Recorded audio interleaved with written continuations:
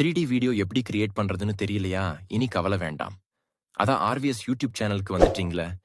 இனி நீங்களும் யூடியூப்ல பணம் சம்பாதிக்க முடியும். ஹலோ வியூவர்ஸ், இப்ப நீங்க பார்த்த மாதிரி அழகா 3D கேரக்டர் பேசுற மாதிரி நம்மளும் ரெடி பண்ண முடியுமா அப்படின்னு கேட்டீங்கன்னா அதுக்கு பதில் முடியும் என்பதுதான். அதுவும் உங்கள் மொபைல் மட்டுமே போதும். அது எப்படின்னு பார்க்கலாம், வாங்க வீடியோ உள்ள போகலாம்.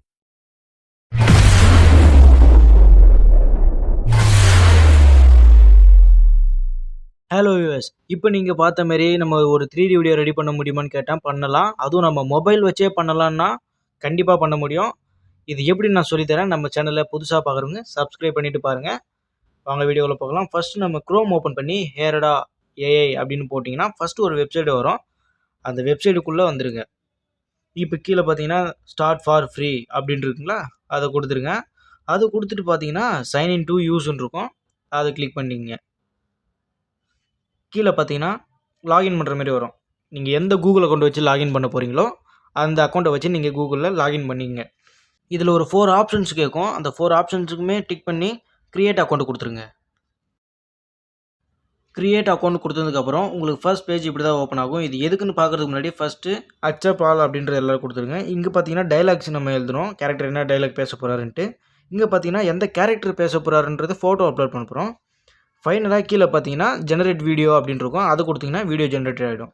இப்போ நீங்கள் பார்த்தீங்கன்னா இதில் நீங்கள் ஆல்ரெடி டைலாக் ரெடி பண்ணியிருந்தீங்கன்னா காப்பி பண்ணி பேஸ்ட் பண்ணலாம், இல்லைனா அப்படியே டைப்பும் பண்ணலாம், பிரச்சனை இல்லை. அதுக்கப்புறம் மேலே பார்த்தீங்கன்னா செலக்ட் வாய்ஸ் அப்படின்னு இருக்கும். கேரக்டர் எந்த வாய்ஸ் பேச போகிறாருன்றதை நீங்கள் ஒவ்வொன்றா வச்சு செக் பண்ணிவிட்டு கேரக்டருக்கு ஏற்ற வாய்ஸ் நீங்கள் வந்து செலக்ட் பண்ணிக்கங்க. செலக்ட் பண்ணி முடிச்சதும் கீழே அப்படியே ஸ்க்ரோல் பண்ணிட்டே வந்தீங்கன்னா அப்லோடிங்னு இருக்கும். இங்கே பார்த்தீங்கன்னா லெஃப்ட் ஹேண்ட் சைடில் ஐகான் சென்ட் அப்படின்னு இருக்கும், அதை நீங்கள் கொடுத்துருங்க. அது கொடுத்து முடிச்சோடனே இப்போ ஃபோட்டோ அப்லோட் பண்ணுற மாதிரி இருக்கும். ஃபோட்டோ அப்லோட் பண்ணிங்க. அதாவது எந்த கேரக்டர் பேச போகிறாரு அப்படின்றது தான் நம்ம ஃபோட்டோவை அப்லோட் பண்ண போகிறோம். ஃபோட்டோ அப்லோட் பண்ணதுக்கப்புறம் கொஞ்சம் ஒரு 2 செகண்ட் வெயிட் பண்ணுங்கள். இப்போ கீழே பார்த்தீங்கன்னா ஜெனரேட் வீடியோன்னு இருக்கும். அவ்வளோதாங்க, ஃபைனலாக நம்ம ஜெனரேட் வீடியோ கொடுத்துட்றோம்.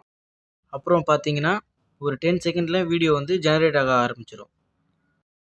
ஜெனரேட் வீடியோன்னு கொடுத்ததுக்கப்புறம் கீழே பார்த்தீங்கன்னா மை லைப்ரரியில் வீடியோ வந்து ஜெனரேட் ஆகிட்ருக்கும். ஸோ கொஞ்சம் வெயிட் பண்ணி தான் ஆகணும், வெயிட் பண்ணுங்கள்.